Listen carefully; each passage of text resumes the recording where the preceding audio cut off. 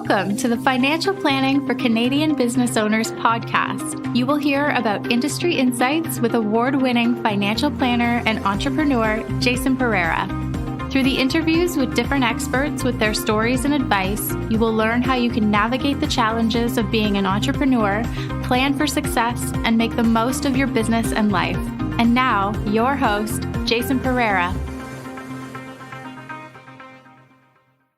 Hello and welcome. Today on the show, I have Jon Shell, Managing Director and Partner at Social Capital Partners. Jon has been an advocate for employee ownership trusts in Canada for a while, and this is a recent change to tax law. I brought him on the show to talk about what employee ownership trusts are, how they can benefit employees, and how Canada's first kick at the can on this fell a little bit short.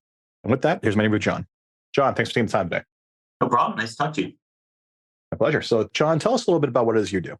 Social Capital Partners is a nonprofit based in Toronto. Been around for about 20 years. We focus on trying to find new financial techniques that allow for more people to take advantage of ownership and good jobs in the economy. So there are a lot of folks in Canada who have not had the same type of luck that Bill and I have. Bill started SCP 20 years ago, and that luck is just very unevenly distributed. So SCP focuses on finding ways to break down barriers and find opportunities for people who either can't get a good job or who don't have access to ownership to be able to access those things.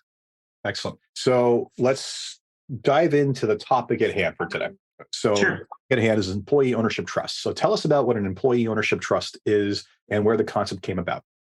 So employee ownership trust is kind of a blanket term for a structure that exists in the tax act of other countries, namely the US and the UK.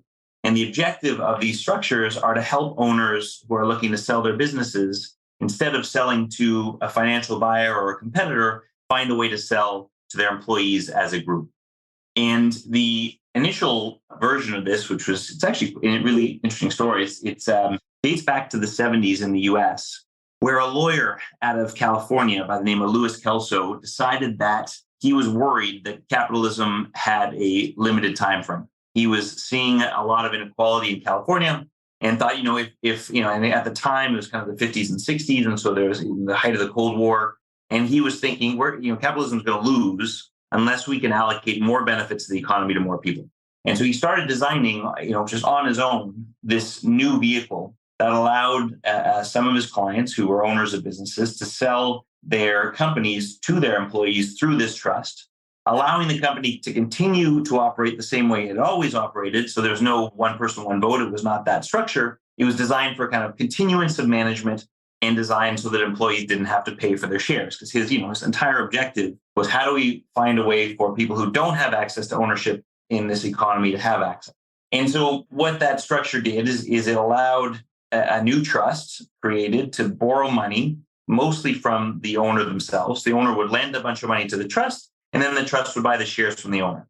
And the upshot of all of that is that the company would owe the owner the price of the company. It would pay it over time, and once it paid out the owner, those shares, that company would now belong to the employees. And the way you set it up, every employee accumulated shares over time, so it was great for retention. And then when employees left the company, they could cash in their shares, the company would buy them out.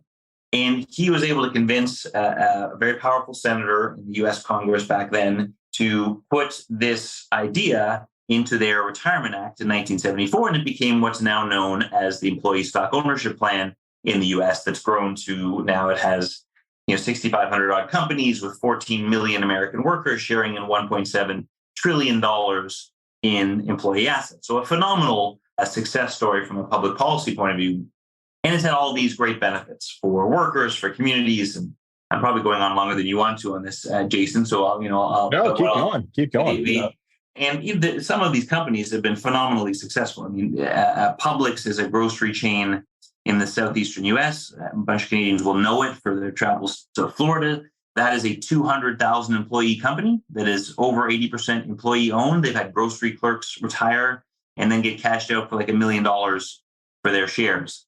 Winco Foods, similar grocery chains in the Midwest, has produced something like $4.7 billion for its employees over the last 40 years. Amstead Industries has produced 2,600 frontline millionaires that are kind of engineers and shop workers at an industrial company, and Cliff Bar, Taylor Guitars. So really successful companies. And the UK, seeing this success, put their foot in the door here in 2014 when they established what they call the Employee Ownership Trust. And that's a slightly different structure than the one Lewis Kelso designed, but it allocates profit sharing every year to all of its employees. But it allows the same thing. It allows an owner to sell their company to all of their employees at no cost to their employees using leverage. And there are now, last year there were 332 companies in the UK that sold to their employees. This year covering a little over 30,000 workers. So anyway, very successful public policy results in those two countries. Okay. So let's talk about these things in the context of the alternatives, right? So I think the alternative everybody's familiar with or most familiar with is the concept of an employee share ownership plan. Can you talk to me how this differs from an employee share ownership plan? And do you mean the employee stock option plan? Stock option. So stock option plans are just in the form of it, right? You get shares versus restricted stock, whatever it is. Yes. Yeah, no, great question. So in Canada, if you say, hey, we want to do an ESOP, they're like, great, a stock option plan. We already do that. What are you talking about? And so that's why we've used the term EOT here in Canada. Stock option plans, I think people are generally very familiar with. They come in a number of different forms, RSUs and DSUs and a lot of public companies. And that's where an employee will get access to shares at a certain price, and then they're able to execute on those shares later on after there's growth of the company. So they get to participate in the growth of the shares of the company. So they're great. They tend to be used for a minority of the company. So it's usually like 5 or 10% of a company is in a stock option plan. Some companies goes a little bit higher than that, but you rarely see it above 20% of the company. Those shares are often used as a sort of a bonus, right? So executives are often those that participate most in stock option plans. So you won't see a grocery clerk at Loblaws with access to stock options. So it's usually used as a retention tool for more senior executives. So it has a great application. I think, where it's most broadly applicable is in the startup community. So stock options are often used and can take a larger chunk of a startup, often a tech company, to reward all of its new employees, often in exchange for taking a lower salary.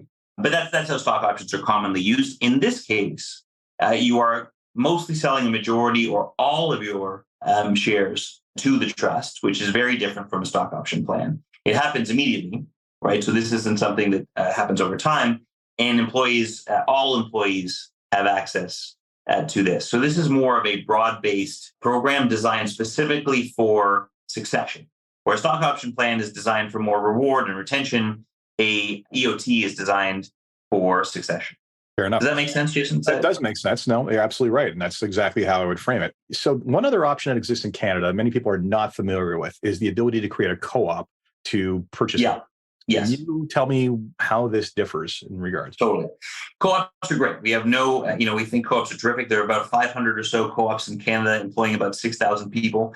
The challenge with co-ops when applied to a succession context for a larger company is co-ops are a form of democratic ownership most of the time, where all employees of that company get the right to vote on regular decision-making, ongoing decision-making. Now, you can structure around that, but that's mostly how they're organized. As a result, they tend to be used in smaller companies. So that's why when I said 500 companies, 6,000 employees, it's an average of 12. They tend to be smaller companies. And so if you think about a 200-person manufacturing plant that's been run hierarchically for 60 years, got a bunch of structures in place that work, the owner of that company, who is now going to be paid out of company profits over a long time, so is risking a lot if they sell to their employees, is going to have a lot of concern about the risk of selling to a co-op when that company has not been run that way before. But it's a perfectly effective and useful form of employee ownership. It's usually applied to smaller firms.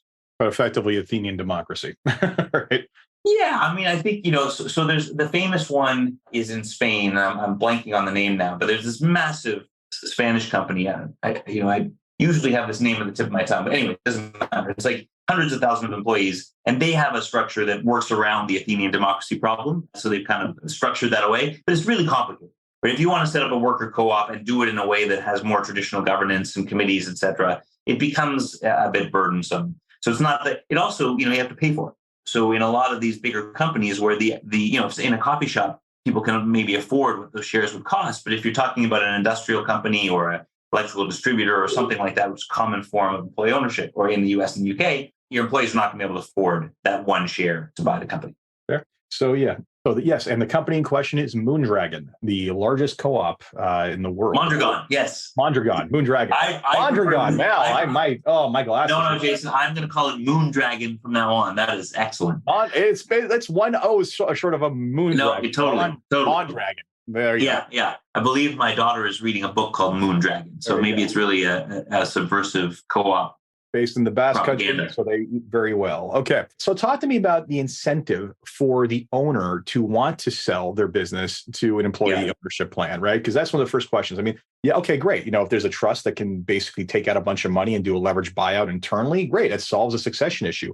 But beyond that, what incentive is there? And we don't just focus on Canada. What incentives have been put in place around the world to help encourage these things? Well, they don't. So, I think they don't exist in Canada yet. The proposed EOT has no incentives around it, and or very few. So let's talk about that for a second, because I left that out of the US and the UK story.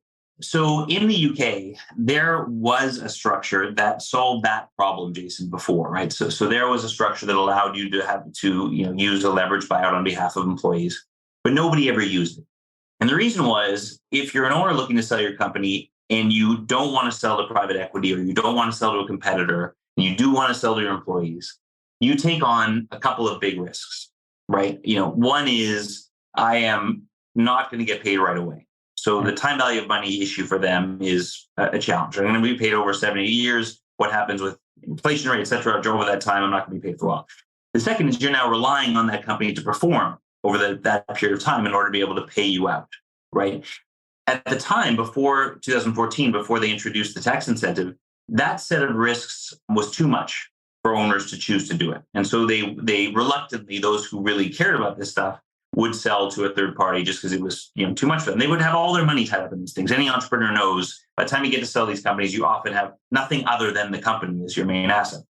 So what they did in 2014 is they decided to waive the capital gains tax for owners that sold at least a majority, so at least 51% of their company, to their employees through this trust.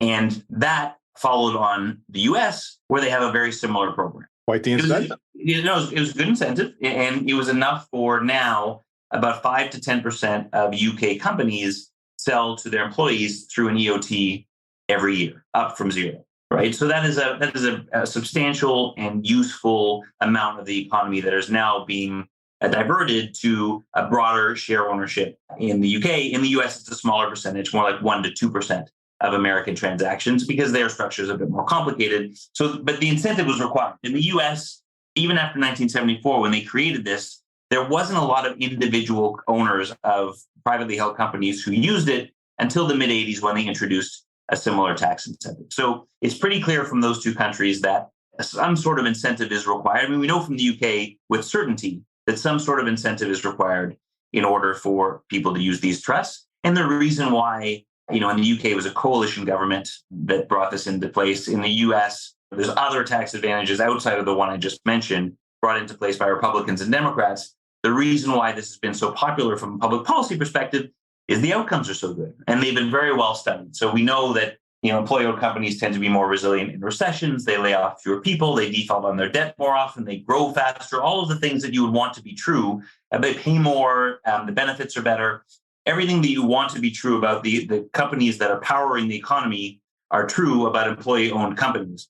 And so because of that outcome, the governments in the US and the UK have been willing to invest in incentives to create more of them. It's interesting. Besides the fact that it works, which is the number one reason you should do something, the simple fact is, from a public policy standpoint, I can get the negatives of latest, we're letting business owners basically cash out and not pay any tax on these windfall gains. I get that being a negative, but given where it's going, right? And we're talking about, look, every business has everything from executives down to frontline staff earning close to minimum wage, depending, or minimum wage, depending on what kind of staff you're talking about. And to think that it is democratically and equally basically spread out amongst those people, it's one of those stories where it's how do you say no to this, right? Like I can almost imagine some companies basically, or some very concerned certain parties basically saying, okay, the company has to look like this, right? It has to have X percentage of basically it can't just be a high-end consulting company where everybody earns like $300,000 a year or something like that. Right.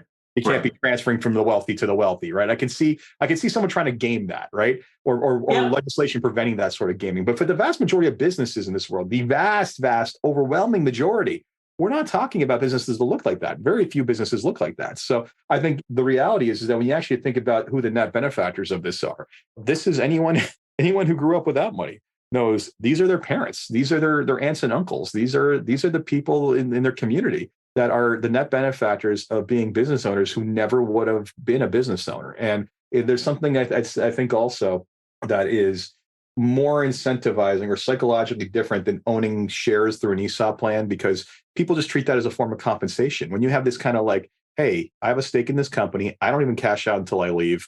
Like this is me. I'm part of this.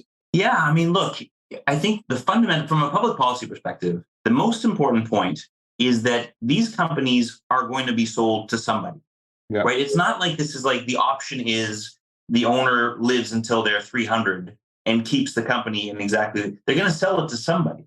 And we have to start thinking about how we want the economy to be owned.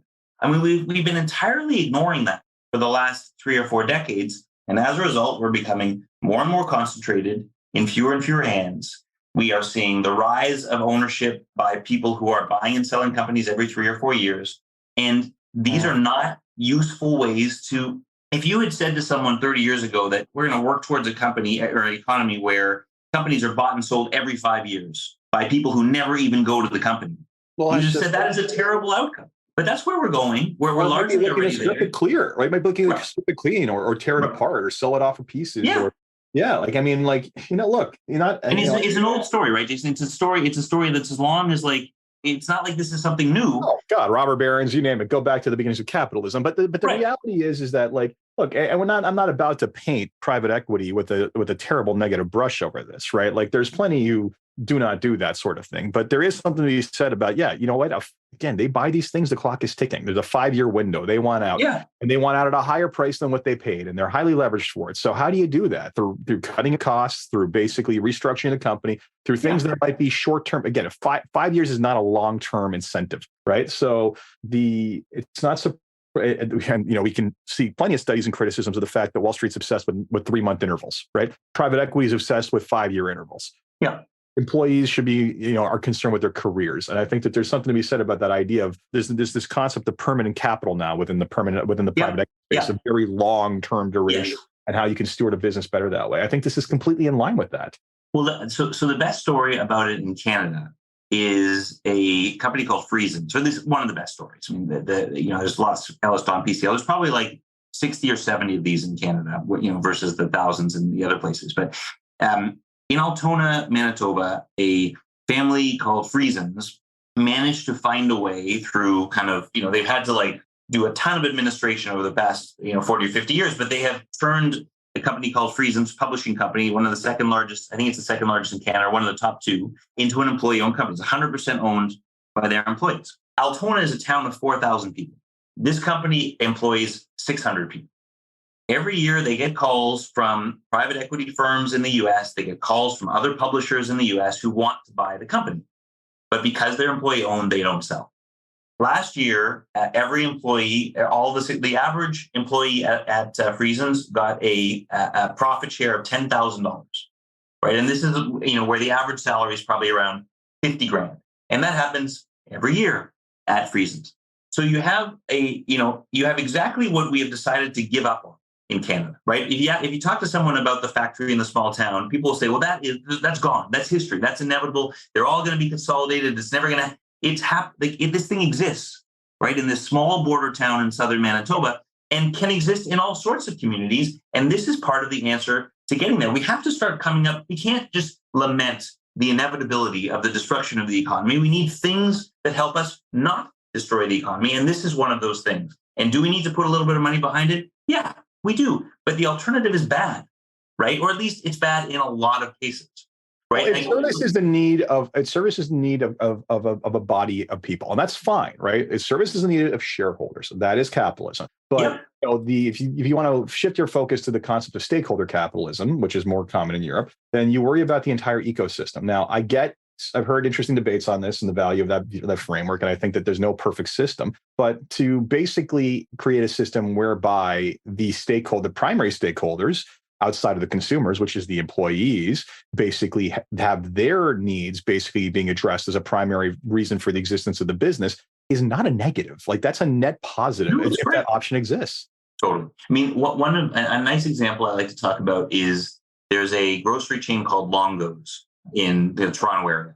And it is exactly the kind of company, like the Longo family. Family owned and operated. Family owned and operated. We're getting to the end of their ownership of that. They didn't have another generation who was going to take it on. They need to sell it. In the US, there are a ton of grocery chains facing exactly that situation that have sold to ESOPs and are now owned by their employees. Mm-hmm. What did Longo's do?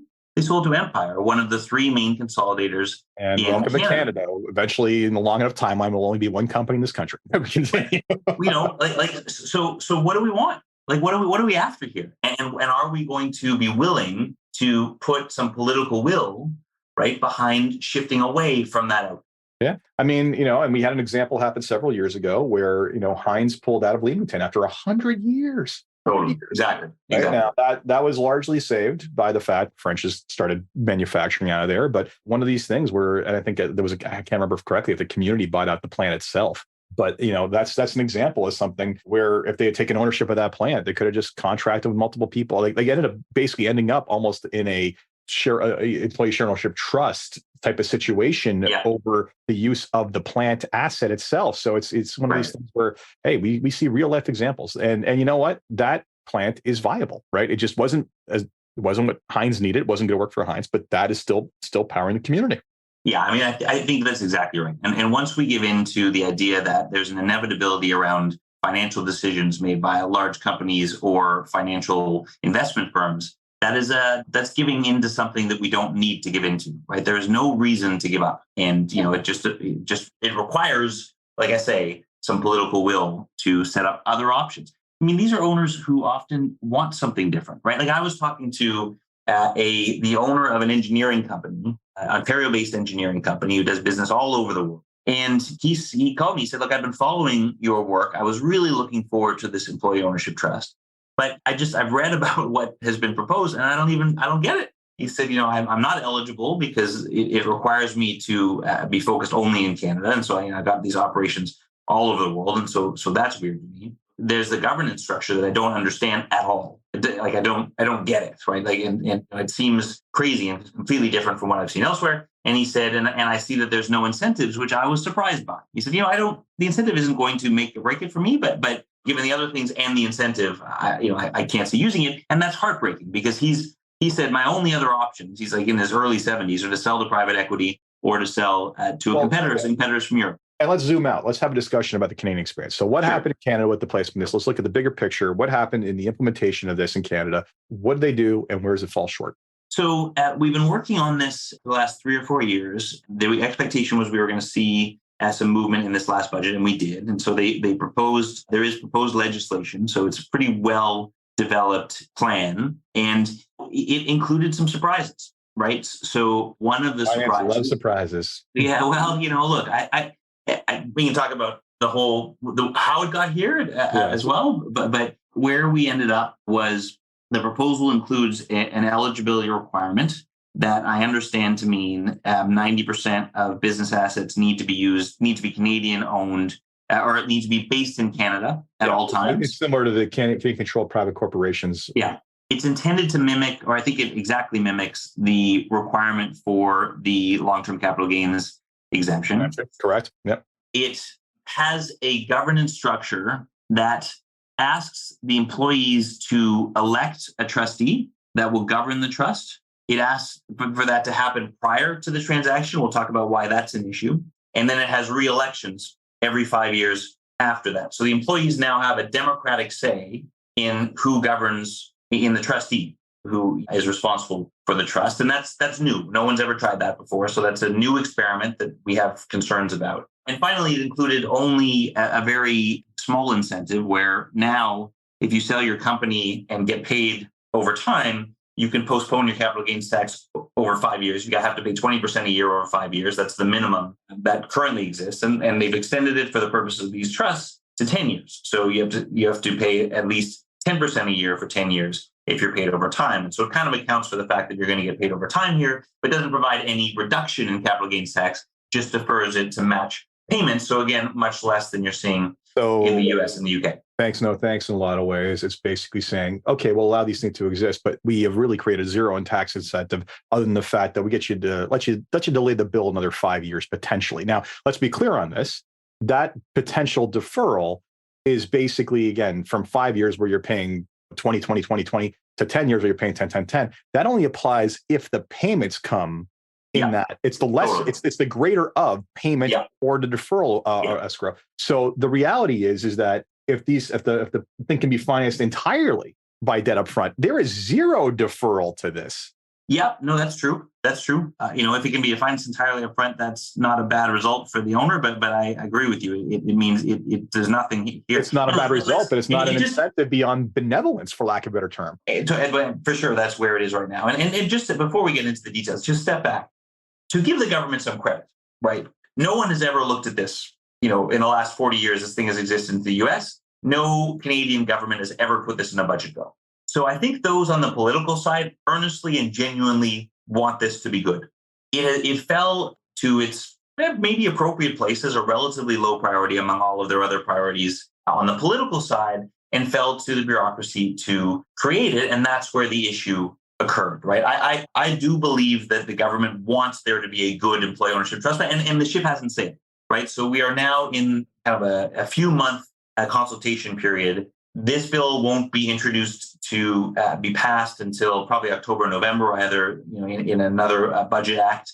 Not supposed to be in place until January. So we have some time to fix some of these problems. And I do believe they genuinely want to, but the first step was not particularly great. So to your point, there's no real incentive. There's a new and untried democratic governance approach, which sounds great. But if you actually walk through some of the potential scenarios, is quite scary, frankly, for the employees. Yeah. And of course, eliminates a number of companies that have been super successful in the US and the UK, like exporting companies, international companies are not allowed to participate, and that is frankly, more than anything else, created anger among our constituency. Companies who are very successful, Canadian companies who have been told to go do your best overseas, compete globally, cannot participate in this program. Well, and I think it's, and these are already people who have to restructure their corporate structure if they got it in time in order to qualify for lifetime capital gains exemption prior to potentially going offside from the rules, right? So they've already had to do that. They've already had to jump through a hoop in order to make sure that something that is afforded to a less successful business, creating less jobs, is basically afforded to them, right? Yeah. And now instead, we're also saying that this other thing that would have been benevolent is basically off the table for them completely, which is ridiculous. Yeah. And then in addition to that, there is no net additional benefit other than benevolence, quite honestly, to basically put these in place. And frankly, look, I get, again, the messaging around giving successful business owners a big tax break, right? But I think that there's, and maybe finance is thinking is that, well, we already have the lifetime capital gains exemption. That's going to be $1 million shortly. And we know people are multiplying this with family members. That's probably enough. Well, you can't make that assumption on multiplication, but I think there's a lot of territory between 100% tax-free and $1 million lifetime exemption. Like that's a potential lot of real estate there that could basically be, doesn't have to be 100%. It could simply be onto whatever portion gets transferred to the employees up to a certain threshold or whatever else it is, right? Like there's lots of room to play with this and to simply make it just pay us slower if you get paid slower. Yeah. Right. Come on. Thanks. Look, there's no. So first of all, if you sell to your competitor, if your long goes and you sell to Loblaws, you still get your lifetime capital gains exemption. So there's no additional benefit to this process over what you can do today. And we did a survey, we had 29 respondents from advisors to business owners and said, this new thing, what do you think? How often is it going to be used? And I think 25 of the 29 said never or seldom. And in fact, when we said, if the owner was deeply committed to selling to their employees, would you even use this structure? And 27 of them said no. They'd use an employee holdco or some other existing version. So if you want to do a benevolent transfer to your employees, you can do that now. That's not the point of this. The point of this is to direct of the hundreds of thousands of businesses that are going to sell over the next 10 odd years as the baby boomers retire, to direct some of those businesses to an ownership structure that benefits workers and communities. That's the point of this thing. And to do that, you need some form of incentive, and you need a simple and reliable structure that is sustainable over time. None of those things are true about the current proposal. And I think it's important to stop on this sort of sustainable over time business, because the US and the UK, they have developed these indirect governance structures over time through a lot of trial and error. We ignored them entirely. We've ignored that success entirely to create this elected trustee situation. And let me kind of explain the potential downside here for workers. So let's say an owner sells to their employees through this, and then 5 years later, there's an election for a trustee.